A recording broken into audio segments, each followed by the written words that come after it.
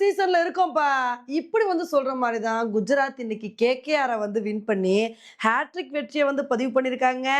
இன்னைக்கு குஜராத்துக்கும் கேகேஆருக்கும் நடந்த மேட்ச்ல குஜராத் டாஸ் வின் பண்ணி பேட்டிங் சூஸ் பண்ணுவாங்க. வழக்கம் போல பவுலிங் சூஸ் பண்ணாங்க.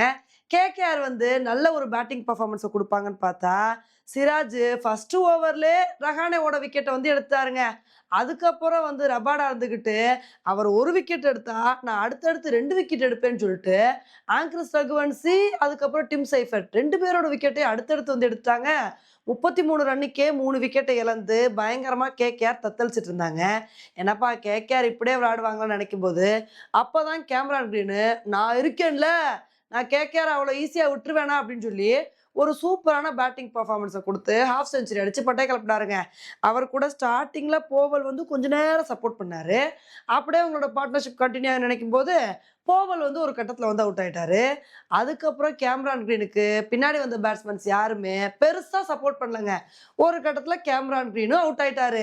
இதனால கேகேஆர்னால பெருசா ஒரு நல்ல ஸ்கோர் எடுக்க முடியல. 20 ஓவர் முடிவுல 180 ரன்னுக்கே ஆல் அவுட் ஆயிட்டாங்க. இந்த அளவுக்கு ஆல் அவுட் ஆனதுக்கு முக்கிய காரணம் யாருன்னு பாத்தீங்கன்னா, ரபாடா தாங்க. நல்ல ஒரு பவுலிங் பெர்ஃபார்மன்ஸ் கொடுத்து 3 விக்கெட் எடுத்துட்டாரு.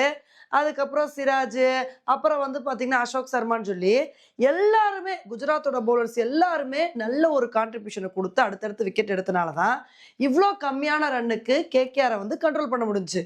இந்த ஸ்கோரை பார்த்தவொடனே குஜராத்துக்கு ரொம்ப குஷி ஆயிடுச்சுங்க. இதெல்லாம் எங்களுக்கு சப்ப மேட்ரு சால்ட் வாட்டர்ன்னு சொல்லிட்டு குஜராத்தோட ஓப்பனிங் பார்ட்னர்ஷிப்பே வேற லெவல்ல வந்துருந்துச்சு. இன்னைக்கு சாய் சுதர்ஷன், சுப்மன் கில் இவங்க 2 பேரும் நல்ல அதிரடி காட்டினாங்க. பவர் பிளேல 50 ரன்னுக்கு மேல எடுத்து பட்டை கிளப்பிட்டாங்க. அப்படியே உங்களோட பார்ட்னர்ஷிப் கண்டினியூ ஆக நினைக்கும் போது அப்பதாங்க பாத்தீங்கன்னா சாய் சுதர்ஷன் அவுட் ஆனாரு. அதுக்கப்புறம் சுப்மன் கில் கூட ஜோஸ் பட்லர் நல்ல ஒரு பார்ட்னர்ஷிப் போட்டாரு. அவங்களோட பார்ட்னர்ஷிப் கண்டினியூ ஆக நினைக்கும் போது வருண் சக்கரவர்த்தி இருந்துட்டு நான் ஜோஸ் பட்லரோட விக்கெட் எடுப்பேன்னு சொல்லிட்டு ஜோஸ் பட்லரோட விக்கெட் எடுத்தாரு. அதுக்கப்புறம் கொஞ்ச நேரத்துல வாஷிங்டன் சுந்தரோட விக்கெட்டையும் எடுத்தாருங்க. ஒரு பக்கம் சுப்மன் கில் மட்டும் நின்று நல்ல ஒரு இன்னிங்ஸை கொடுத்தாரு. 80 ரன்னுக்கு மேல எடுத்து மனுஷன் செஞ்சுரி நோக்கி போய்கிட்டு இருந்தாரு. சரி எப்படி ஒரு செஞ்சுரி அடிச்சிருவார் நினைக்கும் போது அப்பதாங்க வைபவ் வராரா சுப்மன் கில்லோட விக்கெட் எடுத்து அவரோட செஞ்சுரி கனவா காய்ச்சி போட்டாரு. அதுக்கப்புறம் களத்துல நின்ன பிலிப்ஸாவது கடைசி வரைக்கும் நின்று மேட்சை முடிப்பாருன்னு பார்த்தா அவரும் ஒரு கட்டத்துல அவுட் ஆயிட்டாரு.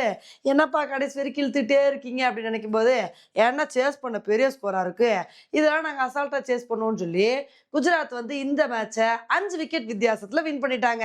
உண்மையிலே இந்த மேட்சை வின் பண்ணது மூலமா இந்த ஐபிஎல் சீசன்ல குஜராத் ஒரு ஸ்ட்ராங்கான கம்பேக் கொடுத்துருக்காங்க.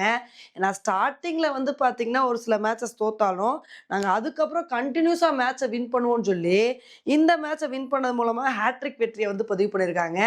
இப்போ இதுக்கப்புறம் வர மேட்ச்ல குஜராத் இதே மாதிரி ஒரு பெர்ஃபார்மன்ஸை கொடுக்குறாங்க அப்படின்றத பொறுத்து பார்க்கலாம். ஓகே ஃப்ரெண்ட்ஸ், இந்த ஒரு மேட்சை பத்தி நீங்க என்ன நினைக்கிறீங்க அப்படின்றத என்னோட கமெண்ட் செக்ஷன்ல போடுங்க. இதே மாதிரி இன்னொரு வீடியோல உங்களை மீட் பண்றேன். Bye friends.